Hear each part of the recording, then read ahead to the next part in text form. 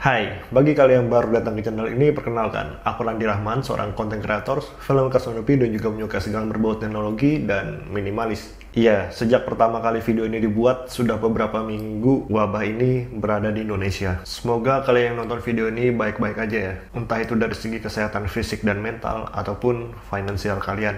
Jujur, pandemik ini sangat mengejutkan bagi siapapun saat ini. Apalagi kejadiannya bisa dibilang cukup mendadak dan juga dampaknya sangat-sangat luas. Orang-orang yang dulu kerjanya termasuk aman dan stabil pun mendadak jadi seperti berada di ujung tanduk. Masih beruntung kalau misalnya masih punya tabungan untuk beberapa bulan atau bahkan tahun ke depan. Kalau misalnya nggak ada persiapan sama sekali, well, aku harap dengan keadaan kepepet seperti itu, mereka malah menemukan sumber rezeki yang baru, yang legal tentunya. Dari sekian banyak pilihan, mungkin sekarang mulai ada beberapa orang yang kepikiran untuk memulai konten YouTube juga. Jadi pada video kali ini aku memutuskan untuk share kepada kalian tentang bagaimana caraku nge-manage konten-konten YouTubeku saat ini. Semoga yang aku share kali ini bisa berguna bagi kalian yang baru memulai di YouTube, ataupun bagi kalian yang ingin mencoba cara baru untuk nge-manage konten-konten di YouTube kalian.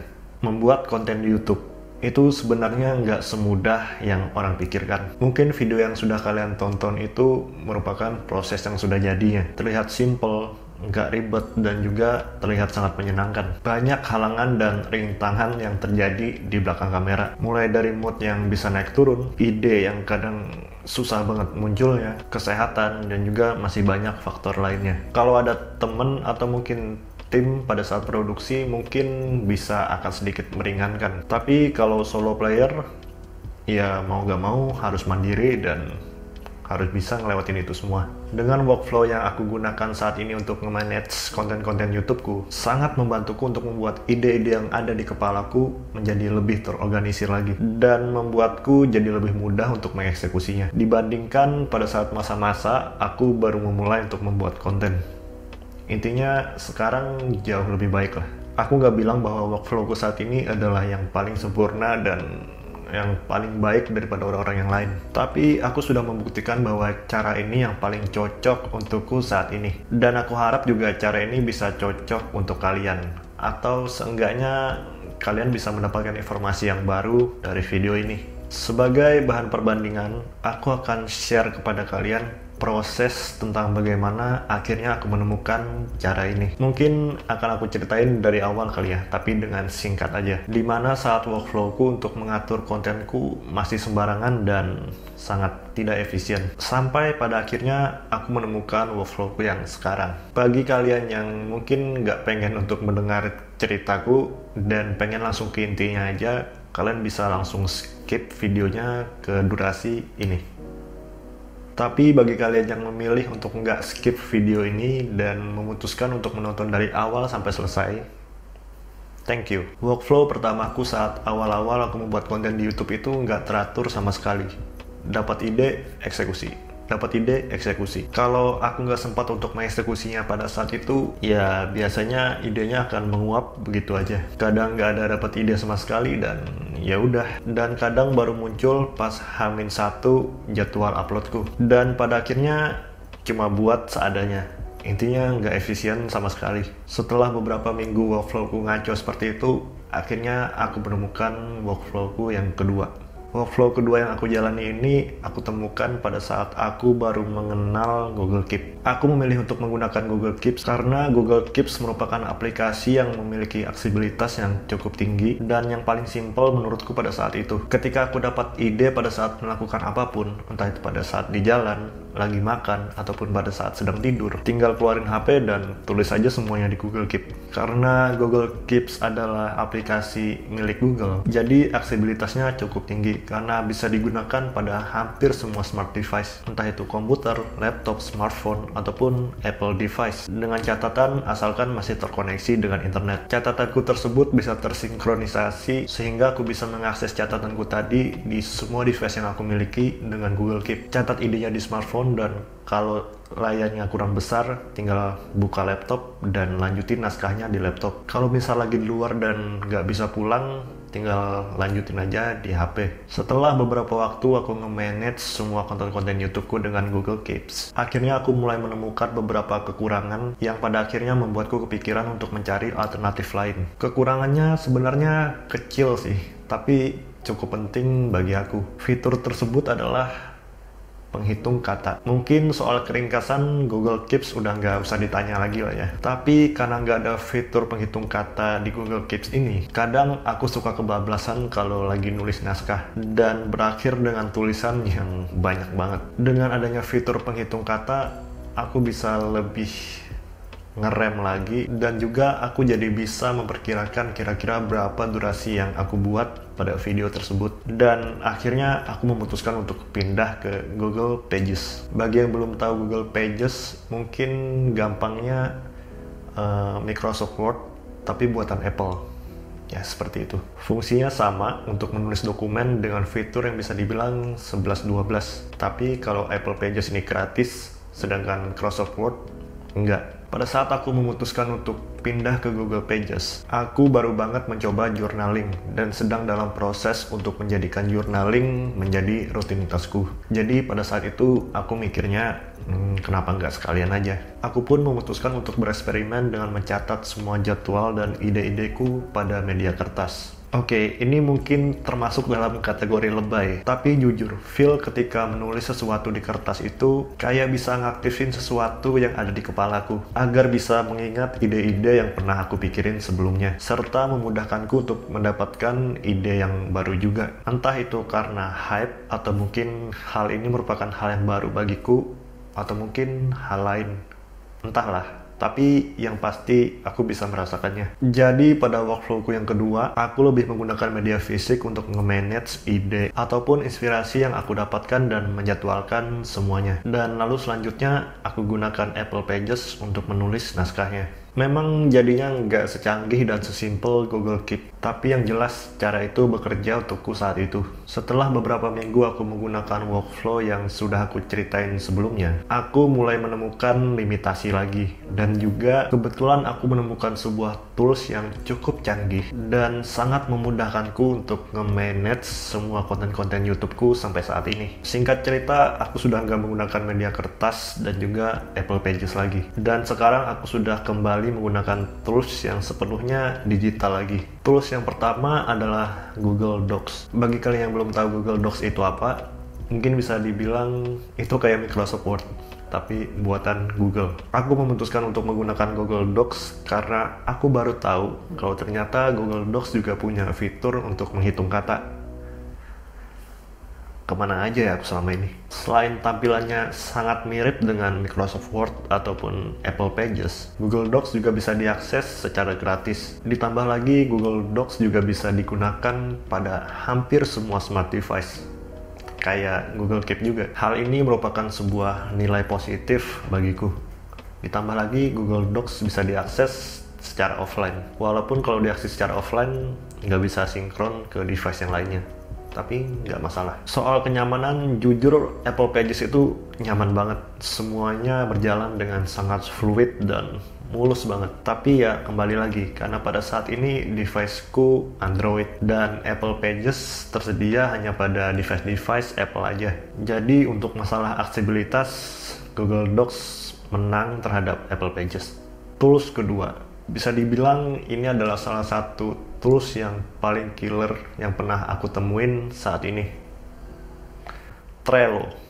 Trello merupakan aplikasi yang sangat powerful menurutku untuk nge-manage hampir apapun, entah itu project tim, project diri sendiri, konten YouTube, habit tracker, atau apapun. Karena saking fleksibelnya, menurutku Trello hampir bisa digunakan untuk nge-manage atau nge-track apapun. Selain fitur yang sudah aku sebutin tadi, Trello juga memiliki aksesibilitas yang tinggi. Ya layaknya seperti aplikasi-aplikasi yang dimiliki oleh Google. Jadi hampir mungkin 95% smart device yang ada di pasaran bisa untuk mengakses Trello. Oh ya, Trello juga tersedia secara gratis dan juga Trello bisa diakses oleh banyak orang sekaligus dalam satu project. Dan masih banyak lagi fiturnya yang jujur nggak bisa aku jelasin satu persatu karena jujur banyak banget.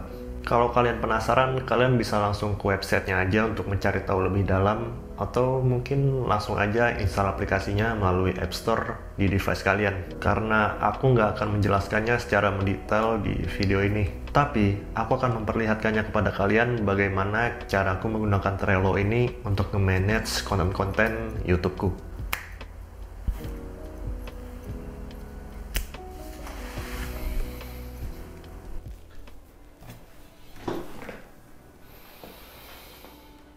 Oke, kali ini aku akan sedikit menunjukkan bagaimana caraku untuk nge-manage konten-kontenku melalui Trello. Mungkin biar nggak kelamaan, langsung aja ke aplikasinya.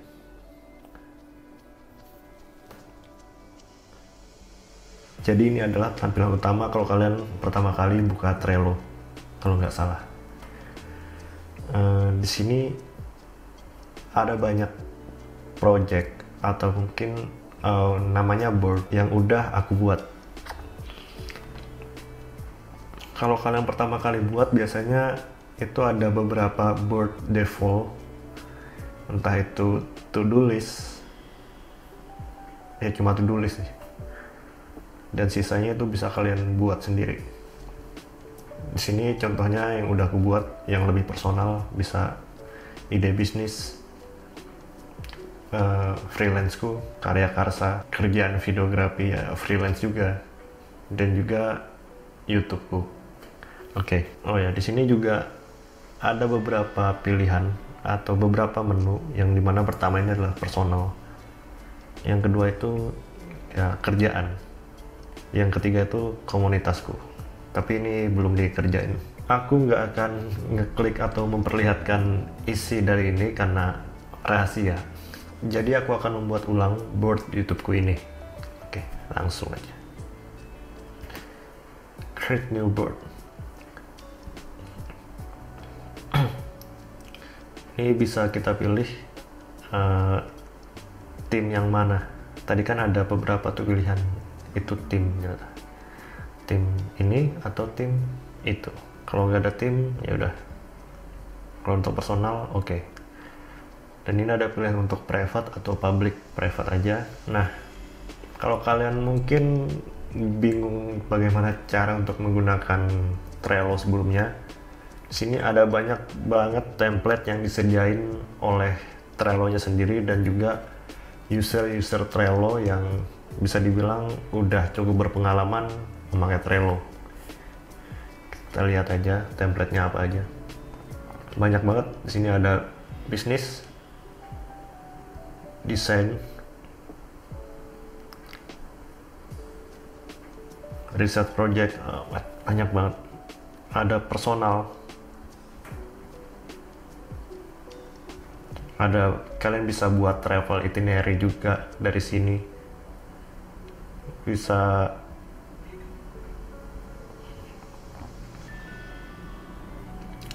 buat gratitude juga di sini. Bisa buat wedding planning, banyak banget. Dan di sini juga banyak banget productivity, sales, remote work, anything. Kalian bisa cek langsung sendiri. Oke, kembali ke board kita tadi ya. Kalau misalnya nggak ada template yang cocok dengan kita, misalnya mungkin nggak ada template tentang YouTube, kita bisa buat sendiri juga. YouTube template,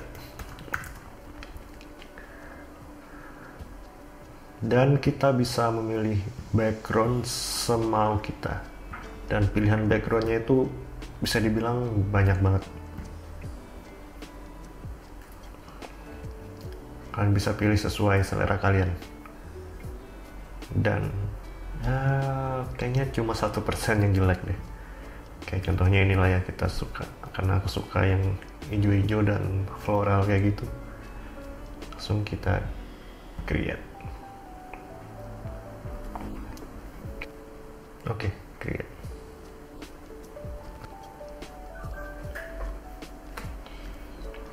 Nah, ini adalah tampilan pada saat board kalian selesai dibuat. Di sini ada menu dan change background, sort card. Jadi kalian bisa mencari card. Card itu adalah semacam ini. Nah, ini adalah card. Ya. Listku nggak terlalu banyak. Kita hapus lagi. Oke. Intinya di sini fiturnya banyak banget, dan aku akan menjelaskan beberapa aja. Setelah tampilannya seperti ini, kita akan buat masing-masing list untuk masing-masing card biar lebih enak pada saat kita eksekusi konten YouTube nanti, atau pada saat penjadwalan, atau pada saat kita menyimpan ide-ide kita. Pertama adalah uploads.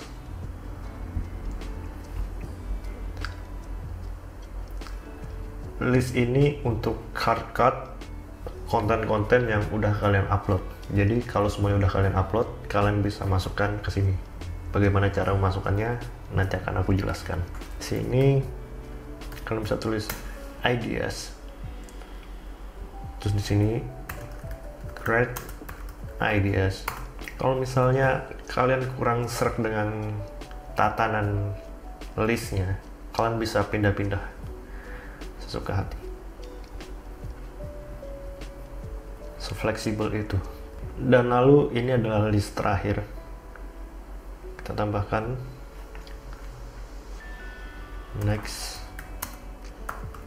videos. Kita taruh di awal. Next videos ini lebih ke video yang sedang kita kerjakan. Jadi pada saat kita dapat ide, kalau kita ingin mengerjakannya, kita masukkan ke next videos. Setelah next videos semuanya selesai dan semua udah diupload, saatnya dimasukin ke uploads, like that. Contohnya, misalnya aku dapat sebuah ide membuat konten dengan Trello, like that. Lalu sini kalian bisa nge-add member atau tim kalian mungkin, tapi karena di sini aku sendiri, it's okay. Di sini adalah tempat detail dari konten kalian. Misalnya detailnya adalah membuat tutorial cara menggunakan Trello.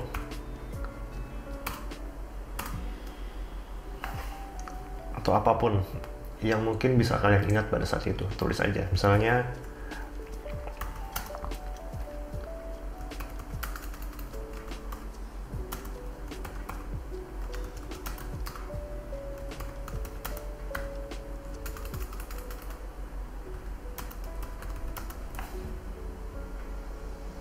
ya, contohnya seperti itu.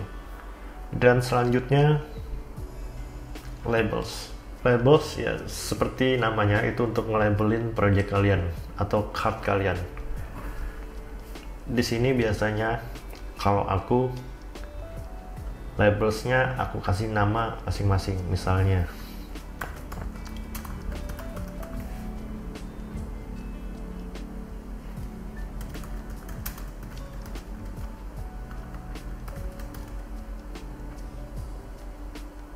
labelnya ini lebih ke untuk info dari kontenku ini, apakah konten ini bisa aku kerjakan sendirian aja, atau dalam artian yang in frame cuma aku sendiri, atau mungkin aku butuh orang, atau dalam artian kolaborasi. Jadi yang in frame gak cuma aku, mungkin aku butuh narasumber atau yang lainnya. Karena di sini aku nggak butuh banyak orang pada konten ini, jadi aku pakai label bisa sendiri. Dan selanjutnya checklist. Checklist biasanya aku gunakan untuk nge-track kontenku, progresnya udah sampai mana aja. Mungkin contohnya kayak gini kali ya. Progress. Yang pertama adalah naskah. Tentu saja naskah. Terus setelah naskah selesai, biasanya aku langsung shoot. Pada saat sudah shoot, lalu editing, dan setelah itu upload. Biasanya 4 proses itu yang aku jalankan pada saat membuat video YouTube. Oke, selanjutnya ini ya untuk ngasih tenggat waktu atau deadline aja sih, jadi lebih agar kalian bisa ngejar waktu aja. Tapi ini jujur jarang aku gunakan, tapi bisa berguna kalau untuk tim atau mungkin untuk kalian bisa lebih strict lagi terhadap manajemen waktu kalian. Nah, selanjutnya adalah attachment.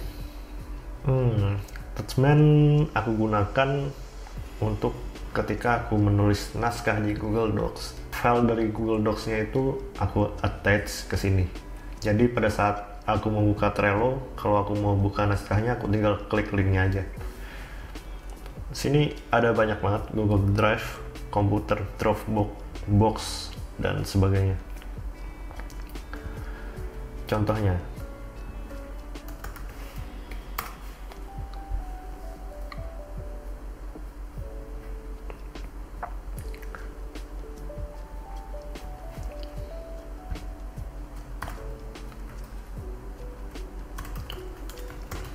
naskah Trello, bla bla bla bla bla bla, share.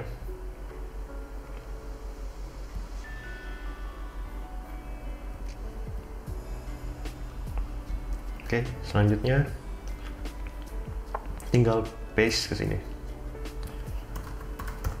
naskah dan langsung attach. Dan sesimpel itu. Jadi kalau misalnya kita pengen buka lagi naskahnya dan pengen ngedit naskahnya lagi, langsung klik aja di sini. Kalau misalnya naskahnya udah selesai, tinggal centang. Dan nanti akan kelihatan di sini progresnya 1/4. Kalau misalnya dari ide ini lagi kalian kerjakan dan mungkin akan diupload minggu depan misalnya, tinggal ditarik ke sini. Dan kalau kalian udah shoot, tinggal kalian centang. Kalau kalian udah editing, centang juga. Kalau kalian udah upload, centang. Dan kalau kontennya udah centang semua, biasanya warna hijau kayak gini. Dan kalau udah selesai, tinggal pindahin aja di sini. Simple. Untuk perbedaan ADS dan Grid Ideas, mungkin lebih ke apa ya? Itu klasifikasi kalian sendiri aja sih. Yang dimana menurut kalian ide yang sangat bagus banget, itu kalian bisa masukkan ke Grid Idea, dan mungkin ide yang biasa aja dan bisa dieksekusi dengan sangat gampang, bisa kalian masukkan ke ide seperti itu. Misalnya aku punya Grid Idea, membuat Trello sambil travel ke Jepang.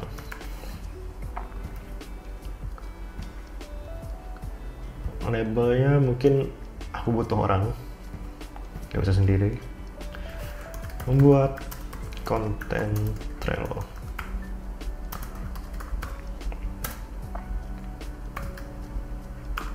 Untuk jalan-jalan ke Jepang.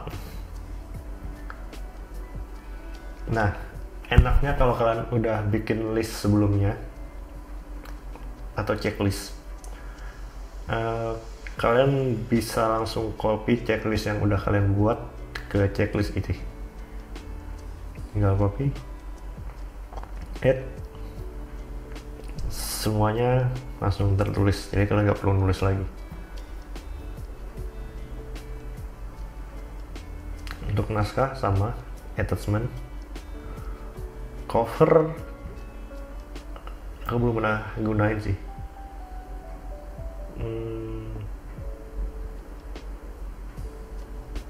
Oh, ini untuk tampilan covernya aja.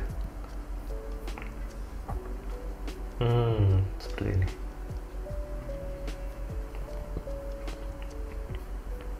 Ya, covernya bisa kelihatan di sini juga, tapi nggak terlalu penting. Kalau kalian sedang ngerjakannya, terus di sini. Kalau kalian punya ide lain,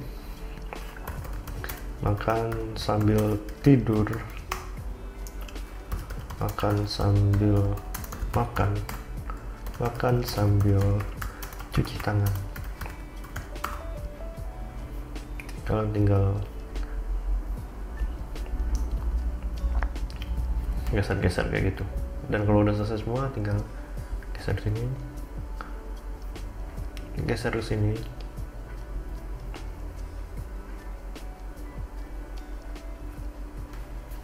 Sesimpel itu.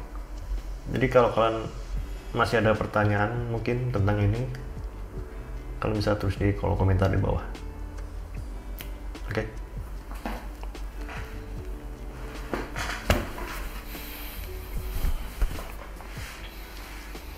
Video ini nggak disponsori oleh Trello atau siapapun, karena aku murni cuma pengen share kepada kalian. Dan aku sangat bersyukur kalau video yang aku buat kali ini bisa berguna bagi kalian. Dan sampai sini aja video aku kali ini. Terima kasih buat kalian yang sudah menonton video ini sampai selesai. Stay safe, stay at home. Bye.